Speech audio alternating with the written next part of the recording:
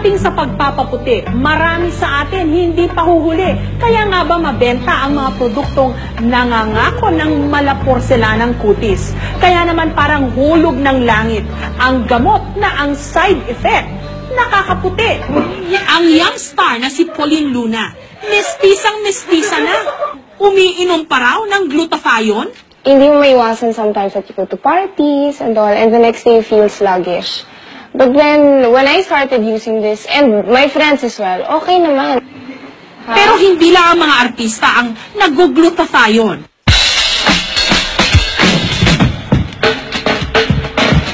Isa sa mga nakikiangkas sa uso, si Joy, tagapangasiwa ng restaurant. Mahalaga raw kasi sa kanyang trabaho ang pagkakaroon ng maaliwalas na itsura. Kaya naman sinubukan niyang mag-glutathione. Ang dati raw maitim, tuyo at hindi pantay-pantay niyang kulay, nagliwanag. Kasi hindi siya ganun dati, yung skin ko. Nung na-try ko yun, medyo hindi man siya ganun na nag-effective na maputing-maputi as yung sa ibang mga kulay. Pero meron pagbabago.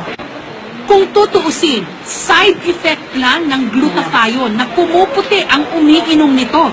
Dahil ang pangunahin talaga nitong bisa bilang isang antioxidant. Tumutulong ito sa pagtanggal ng mga tinatawag na free radicals, toxins o mga lason sa katawan. Ang R&B princess na si Kyla, makatindig balahibo ang ganda ng kanyang boses. Pero katulad ng ibang mga singer, minsan din daw siyang nagkaroon ng problema sa lalamunan. Kasi di ba kami kanta ng kanta, ganyan-ganyan. Minsan napapagod yung lalamunan. At ang inireseta sa kanya ng doktor, glutathione.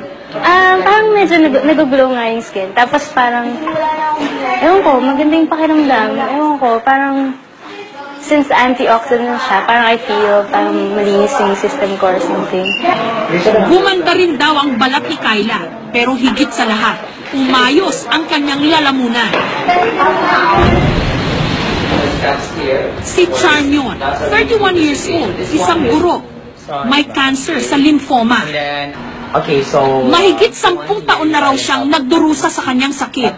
Dahil sa dami ng kanyang iniinom na gamot, halos sumuko na raw ang kanyang atay.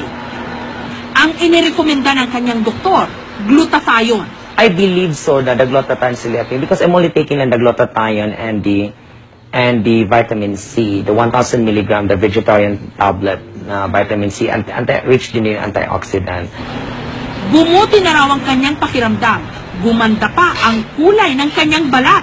Nainganyo lang ako mag-take ng glutathione nung sinabi na maganda siyang antioxidant and of course it's an immune system booster. So, of course, with the type of my job, of course, actual demos yun, medyo stressful a bit. So, you really have to boost your immune system for that.